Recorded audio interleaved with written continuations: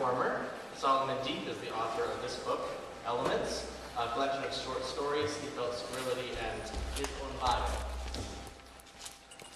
Solomon Deep is a local writer currently spending his time at Northampton in New York.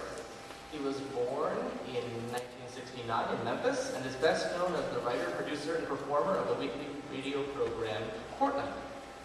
He's thrilled to be sharing his new short story with you today and has made his 2 books available to you on your Kindle this weekend, absolutely free. That's $0. I have read this book. I've read his other book. They are fantastic. I couldn't be more delighted to have him on stage today. So much so that I'm even letting him use my microphone. Please welcome to the stage Solomon Deep.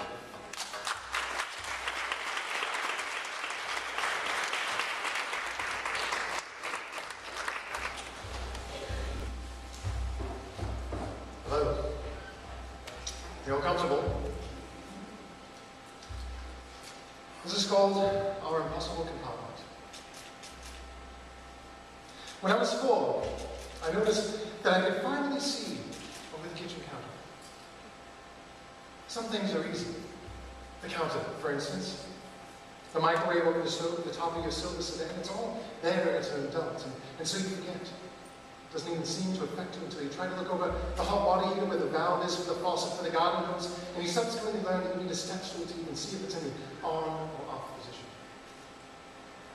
Changing the light bulb requires the same patience.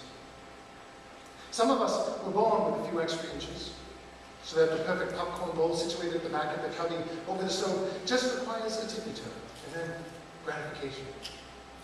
Yet some of us were not born with much more height than a 7-year-old, and so the world seems like it's a constant reach. I was at 5 when I noticed that the bare formica planes of the kitchen were finally within the range of convenience that I could take advantage of. The drama of small battles between my toy soldiers and the jaundiced tentacles of the great banana monster, destroying an entire neighborhood of atomic families in their craftsman homes, played out in perfect cinematic mode. Food was easy to watch being prepared. And the junk drawer was an easy access point for the rubber bands and paper clips to jury-rig my dead toys, and the batteries to revive the living ones. Temptation arrived as I began to look higher. Temptation comes for all of us. At 7, I had the idea to catalog everything's location in that kitchen. I knew where the honey was, the cereal, the sugar, the juice, and the sifter, the KitchenAid and the mixing bowls. Everything had its place in the cabinets, drawers, shelves, and pantry. Everything was easily accessible. And it existed where it belonged.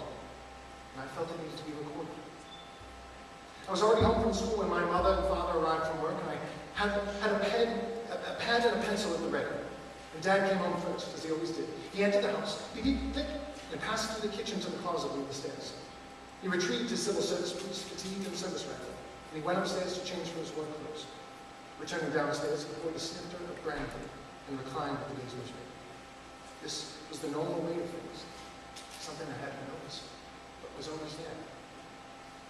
Soon after, as always, Mother arrived home. Beep, click. She would enter with groceries, and I would normally be reading or playing a game while she organized and prepared supper. But this time, I saw my chance to observe and catalog while she went about her business. I feigned interest as the groceries were unpacked. Waxy white boxes of cereals and pastas emerged alongside white paper cartons of milk, juice, and tomato sauce. Joining them were white bags of twist-tied vegetables and breads. Everything was indicated by the two-tone black-on-white icon the box contained, along with the name and a small suggested recipe on inky Helvetica stamped packaging. And as she moved goods and made our dinner, she opened cabinets. And as she opened cabinets, I surreptitiously wrote everything down. Mother began to prepare dinner and opened my conversation with Father. She ran water into the stove. The pots and pans were in the first double cabinet between the counter, and I would inventory these later. "How's your day, hon?" There was an unsure lilt in her voice when she spoke to Father, and as she spoke, she moved the stock pot to the burner and turned it on high. "It's the same thing." He was correct. She didn't want to be bothered. "How's yours?" "Oh, mine was just fine." A second pan was reduced and she put it on the stove. She poured in a carton of tomato sauce. She placed it next to the milk in the refrigerator and also moved the new milk and yogurt in while she was at it. She wanted attention. This was not my time. She put the pasta in the corner cabinet next to a carton of apples with salt and flour. The bread was placed in a roll-top cabinet next to a package of bagels and English muffins.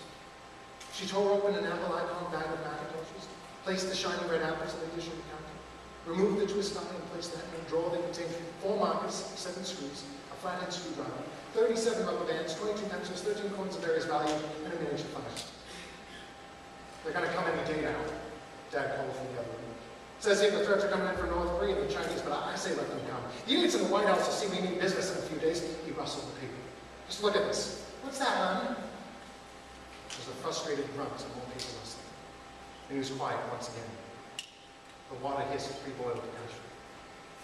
Mother put all the groceries away in a tree-top plates and silverware. And as she opened cabinets, drawers, and almost every possible cubby, I wrote, and I wrote, and I wrote. Mother. Yes. She turned from the stove to face me, the skirts of her apron in her hands. What's in the cupboard above the refrigerator? Tabitha, Father interjected into our conversation. Mother looked to the living room, dropped her apron and passed me. I followed her to the threshold and watched from behind the wall. Father was looking out the window, his service rifle in his hand. Mother joined him. What is he doing? Mother asked. Her voice quivered. What is he doing? It's compelling him to... She trailed on. I walked to the other window that looked out onto the side of the yard that faced our neighbor Stanley's house. It was dusk. Stanley stood in his yard, looking at our house. Or was it the small garden beside our house? Why was he there in his fatigues with his rifle in his hand, like a mournful shadow? My heart melted at what I was seeing, even though I didn't understand it. My question was not answered that night. In bed, I estimated the cupboard was 3 times as tall as I was. What was it they didn't want me to see in that deeply mysterious kitchen? I needed a plan. In my dreamy mind, I sketched the kitchen and the available materials. With my calculations, I could move a chair from the dining room and the small step stool Mother used with me to help her cook. And I would place that chair next to the counter, to climb up onto the counter, holding the stool, walk across the stove to the opposite counter, place the stool beside the refrigerator, and easily reach the cupboard. That was all it would take, and I would execute my plan when I arrived home from school the next day. The next day, I ran from the school bus, ran my finger across the disengaged the door, ran down the hall, dropped my things on the floor in the living room. I dragged the dining room chair from the table into the kitchen. I grabbed my stool, climbed onto the counter, across the stove, placed the stool, climbed, and counterbalanced myself on the refrigerator. I sat before the cupboard. My hand touched the brushed metal of the hardware. I paused, figuring this was an unparalleled moment. This was the window into one small portion of my parents' life that I had no idea existed. It could contain cookbooks, or hidden snacks. Valentines from each other? Valentines from other people. Beep, beep, click. The front door to the house opened, and my world spun. I braced myself on the door of the refrigerator, steadying myself as vertigo gripped me. 3 knees above the floor. I could fall 3 times over, 3 times 3. 3 refrigerator doors open, and I pulled on roughly. I was going to land hard if I fell. Father was in a hurry, walking quickly through the kitchen with a purpose. He didn't notice me. He visited the closet and rushed upstairs to change. Catching my breath, I carefully descended from the refrigerator. I returned my steps toward the dining room chair as silently as I could. Father ran down the stairs, straight to the window in the living room as I pushed the chair in. He knelt on the carpet, looking out into the yard, rifle at his side. In little more than a whisper, he said, "What does he want? I don't understand." I followed his gaze to Stanley, standing with his service rifle in fatigues as before. Was he closer? Father was racked with a question that didn't seem to have an answer. Father! It was barely more than a moment. His eyes remained fixated. What's in the cupboard above the refrigerator? His eyes immediately shot to me. It's a mess! Father's eyes darted back to our neighbor as his words escaped and shaped into our home through the triple-pane windows. He knew we were watching him. It's a mess! A disgrace! What is he talking about? Is it our house? The revolution? Father was asking no one. It was rhetorical. I felt powerless, but what I feared more was that Father also did. Our protector and civil revolutionary, so very afraid. Is our protector lost reason? When Mother came home, we had our dinners, and we pre-packed black and white stamped rations and made notes in my notebook while she argued with Father in hushed voices in the kitchen about our meal. My focus turned to tomorrow. I would do everything fast, direct, and study, and be down before Father came in the door.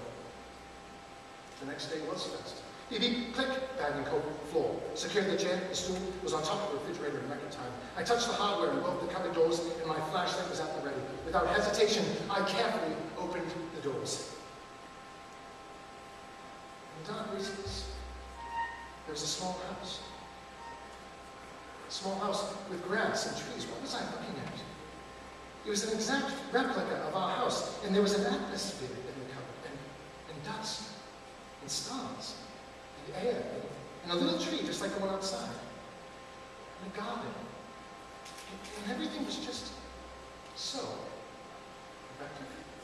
What was I looking at? How deep did it go? It seemed like it could not have fit in there, but somehow it did. Was it us? A fresh, inviting breeze wafted out of the cupboard. I clicked on my flashlight and slowly moved the beam into the cabinet. I was memorized by the small, breeze-dancing leaves, meticulously playful on the illuminated trees. I shifted and continued the beam past the house and above the trees, and at the back of the impossible compartment, the light proceeded into the nothingness of the small universe, a foggy staff that shone into the purple forever. Could it be? I moved the beam back down into the foliage behind the house, and then peeked around to the right side of the structure itself. Photons reflected lucid radiance against the white siding. I wanted to look in the windows, and my light hit a small pane. In our kitchen behind me, brightness snaked around the wall, separating me from the living room. It was bright, pouring in, like the curtain of clouds brushed away from the sun when resplendent brilliance becomes everything everywhere. I turned my attention back to the tiny windows. Can I see anything? If the wall wasn't in front of the kitchen, if I could just peek a little further, if I could just... But I was running out of time. I descended. I returned everything to its proper place. Beep, beep, click. Father rushed to change, rushed to the window. It's closer now, he observed to himself. I tried to pay a little attention. I had my notebook on the floor in the living room and I was planning. Beep, beep, click. Mother was home and worked at dinner. I went to my room and found my laser pointer that I teased the cat with. I drew a diagram in my notebook. I hope our car starts up soon, my father said. Every year we get closer, but it's been 15 years. Stanley's getting itchy. That's nice, honey. Since I couldn't simply point my laser pointer at the house and walk to the living room at the same time, I drew a picture of how I was going to secure it to Dad's tripod with duct tape. I would place the tripod on the opposite kitchen counter, pointing the laser at one of the windows. I figured I could get down and walk to the other room to see if what I thought was happening was actually happening. We ate dinner. We ate, and Father waxed his politics, and Mother yesed and yesed him, and I calculated. He felt Stanley's gaze on his back as he ate, I could tell. Rather than listening, I planned. I thought the only way I could have enough time to experiment and not have to rush before Father came home was if I stayed home from school. The next morning, I left the house and walked the 3 blocks to the bus stop, and rather than getting on the bus, I decided to hide in the woods as it picked my classmates up. And then in the bitter dawn, I walked through the forest back to the house. I waited. Mother and Father left, and I re-entered the house with the freedom of an entire day ahead of me. Beep, click. I retrieved a roll of duct tape and Father's tripod from the basement and set it up on the kitchen counter. I got my laser pointer from my bedroom, and I turned it on, taped it to the top of the tripod, pointing at the cupboard. I was up on the counter, and then the fridge, cupboard open. A cool breeze brushed my face with a definitive ionic freshness. I opened my eyes, and the little house inside remained a miniature mirage. A miracle that existed in an ethereal dimension within the small cupboard. It pulled my breath, amazed with a paranormal magnetism.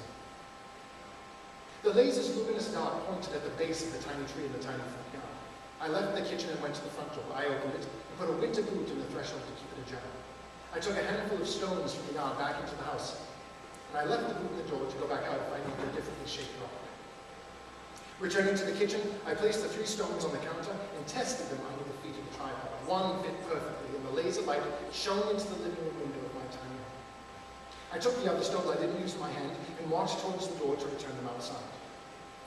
The front door had closed, and the boot was just inside. I would have moved it anyway. And then behind me, a crash. I turned around and walked down the hall with the stones in my hand. The tripod had fallen to the floor, and my eyes trailed across the floor to see 1, 2, 3 batteries, the Lennons, a rifle stock, and a pair of combat boots. Hello, Richard. It was Stanley, our neighbor. He was in his fatigues and had his rifle with him, but this time he was in our house. Why was he here? He was. What are you doing here? I wanted to ask you the same thing, Richard. He was scowling. Aren't you supposed to be in school? I am. I decided to stay home. Yes, I've been staying home for a few weeks myself. Okay, why was he here? Why are you here? I have to settle the score with your father. I'm going to need to sell my house after losing my job, and you know, I didn't know what it meant. I was scared, and my stomach felt full of spiders. Felt like I was falling. This momentary confusion in so many words was propagated with many other confusions. I was staying home from school, skipping, which I never do.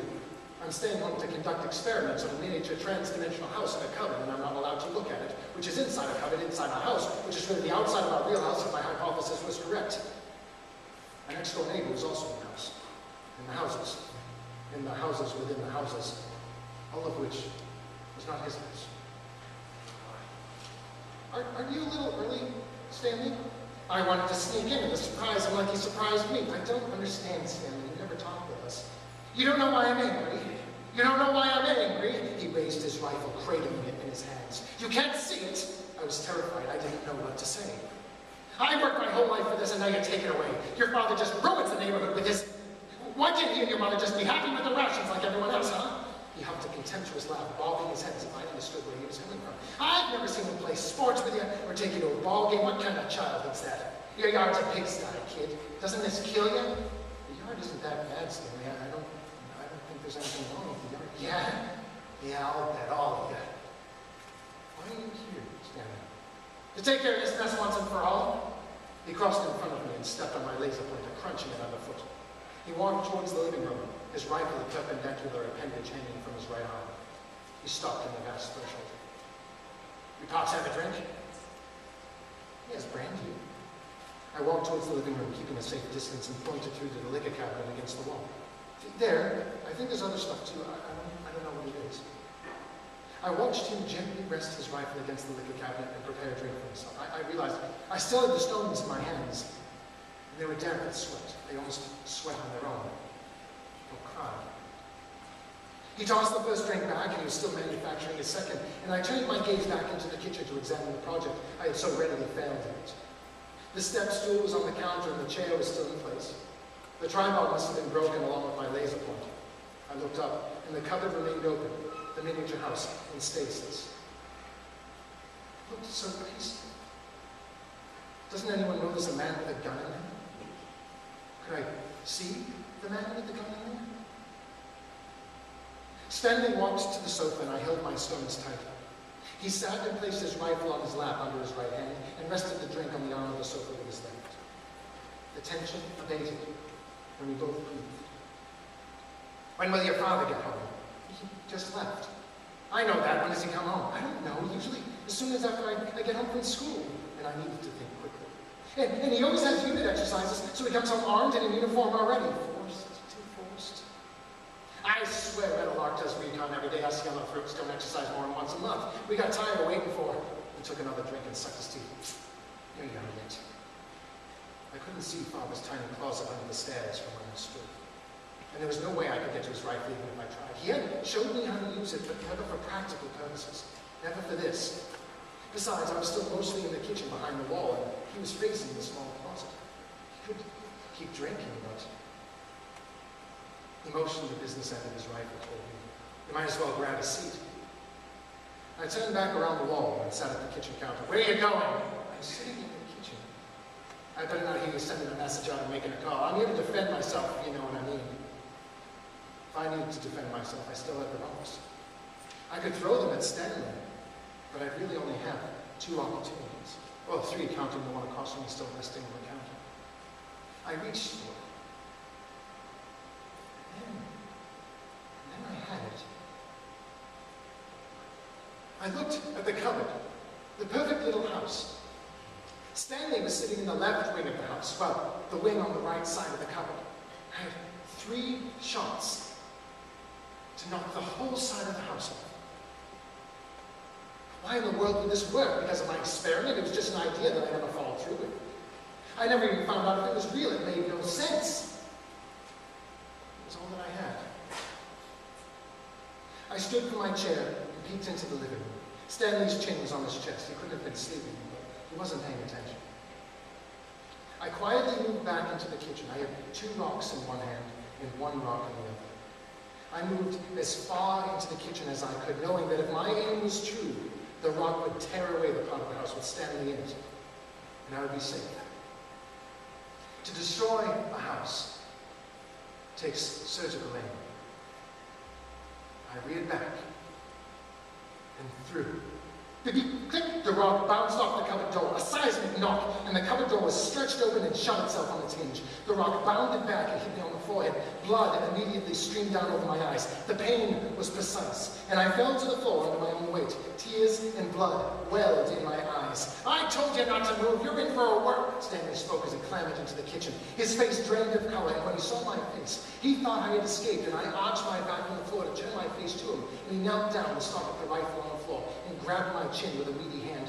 What in the hell? How did you do this, kid? And I looked past him through the blood and tears in my eyes, and I saw Red Father. Stealthily red, approaching through the red living room. Red, red, red. He bounded and plowed into Stanley. The rifle flew across the kitchen. It landed and discharged a cracking round that shattered the plate glass sliding door that opened into the backyard. Father straddled and incapacitated the man who lay on his stomach on the kitchen floor. "What are you doing here?" Father asked. What are you doing here? What did you do with my son?" Father barbarically pulled Stanley's aged head up by the hair. "I did nothing," Stanley gasped, struggling and moaning out of discomfort rather than defiance. Father looked to me, and I nodded. He stood and pulled Stanley up with him. He pushed Stanley toward the living room. "Go sit down." Stanley obeyed, and Father walked to where the service rifle lay on the floor in the kitchen. He removed the bolt from the back of the gun, and the cartridge tinkled across the floor. He stepped through the broken door and threw the bolt far into the woods. Upon returning, he knelt down to me and pulled me up to sit. "Let me see." He brushed my hair across my face. "Are you sure he didn't hurt you?" I nodded. I hurt myself with a rock. It was an accident. Why are you home?" "I forgot something. Listen, I need to talk with this man, and I do not want to take my eyes off him. I want you to get a towel and put some ice in it and hold it very hard on your forehead. Do you understand? After I take care of him, we'll go and get you patched up." I nodded. He walked into the living room. I looked at the kitchen. Father didn't even notice my project. The floor strewn with the broken instruments of my experiment and drops of blood. This could have been terribly awful. Our home could have been destroyed. "Why are you in my home, Stanley?" "You need to know what you're doing. This isn't the way to do that. You're in my house, Stanley. I've never walked onto your property, let alone into your house, Stanley." "Yeah, but you caused more damage than you realize." I had stopped bleeding. In fact, I don't even remember thinking about my injury once Father began to talk. All I thought about was cleaning the kitchen up before Father realized I had made such a mess. "How, Stanley?" "The mess I have to look at every day when I leave my house. The mess, it looks like a pigsty." "What mess, Stanley?" "The one beside your house." "The garden?" I picked up the broken pieces to the laser pointer and put them in the trash can, but saved the little batteries in my pocket. I picked up the tripod and duct tape and quietly returned them to the bottom of the basement stairs. When I reached the top again, I was going to quietly return my modular climbing system until I realized that one of the cupboard doors was still open. I climbed up. "You think you're better than everyone because you grow your food and eat from the land, and meanwhile your yard looks horrendous and I have to look at it every day. It just isn't right." "What isn't right?" "That you can't eat your rations and be happy like everyone else." "I am happy, save everything. I have everything I need." "Why did you break into my house with a gun, Stanley?" "I wanted to show you." I was atop the refrigerator. I looked into the cupboard one final time.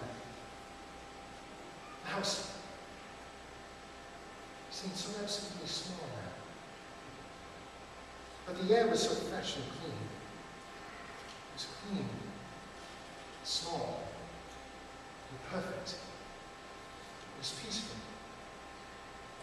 It coming out of my mouth like this, it doesn't seem to make sense, but you have no right just to dig up your yard however you want. There's decency and there's this. I'm trying to sell my house decency. Decency. You took your firearm into your neighbor's house. A man you're on the same militia district with because of his garden? I could have shared with you. I never stepped foot on your property. I hardly look at it. My service weapon stands at the ready in hopes I never have to even load it. And you, all I understand is that your house and your life is your own. I needed to tell. You've never even spoken to me. I didn't even know why you stood outside my desk staring at my home. But you're allowed to do whatever you want. I reached my hand into the cupboard slowly, my steady fingers brushing aside curls of fog that hovered above the lawn. I wanted to pick up the tiny structure, hold it in my hand, and hide it. The tight, cold atmosphere raised the skin on the back of my hand. It smelled so fresh and lovely in there. And could I climb in, fit my face and head in there and breathe the crisp air, or remove it to a safe rather than the cupboard? It was so fragile. Stanley, you're going to leave now. I'm bringing your service weapon to my commanding officer, and you'll have to deal with that on your own. I changed my mind and withdrew my hand from our impossible compartment. I closed it. I climbed down and returned the chair and the step stool. Everything was in its place.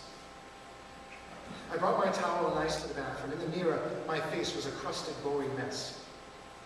I turned on the tap, wet the towel, and mashed the flaking blood away. It's time for you to leave. I'm afraid of what I'd have done if I had come home this afternoon and was mistaken that you were holding my wife and my son hostage. You don't deserve to be here anymore. You leave my home, Stanley. I sincerely hope things are different for you where you end up. The front door opened and closed as I inspected the covering of the room. Vertical line. Dark. Dark. And holy. When I emerged from the bathroom, Father was standing in the kitchen with his arms folded. Why are you home? I lacked an answer to his question, and I think he knew this. He looked up to the cupboard and sighed. He knelt down to face me and brushed my hair across my face so he could see my wound, and cradled my face. I hope you never lose your curiosity. His voice was sincere and touching. He looked up to the cupboard again. That is the most important thing. We don't get to see that all the time. In fact, it's hidden from us. Do you understand? I thought about the fresh air in the cupboard. I thought, I almost threw the rock to save everything. I nodded. The stone was thrown away, attempting to save everything. What did it all mean? We can't tell your mother about this because we want her to know it's all safe. Father hugged me for eternity. He told me that I was lucky he forgot his coffee this morning. He kept a hand on me as he called work and told me he wasn't coming in. He kept a hand on me as he called my school and told them I wasn't coming in. For the rest of the afternoon, we lay on the floor of the living room, and he kept a hand on me as he read to me. One of the tales in the book was about a poor family who was upset that they lived in a poor small shack. The father complained to his aunt that they needed more room, so she wisely asked him if he would let the chickens into the house from the yard. He did. It didn't happen. He went back and she told him to add the goats to the house to live with them to see if that would help, and he did. And they were followed by the cows and then the sheep, and when all the animals were in the house with the family, they couldn't stand it anymore. The shack was so terribly cramped. He went back to the aunt again, of course, and she told him to have all the animals leave to see if that would help. Of course it did. And for the first time, the poor family felt like they had more than enough room. The story made me think of the little house in the country, and wanted to live in its small rooms and fresh air. Being safe from the world would certainly be enough. When the story was over, he read another to me, and another. Father did not change into his uniform that night. And when Mother came home, she came and lay with us on the carpet. We almost forgot about time, nourished by our voices. She didn't even ask about my forehead. We never told her. The air was crisp, and I was drowsy, and everything truly felt safe for a time.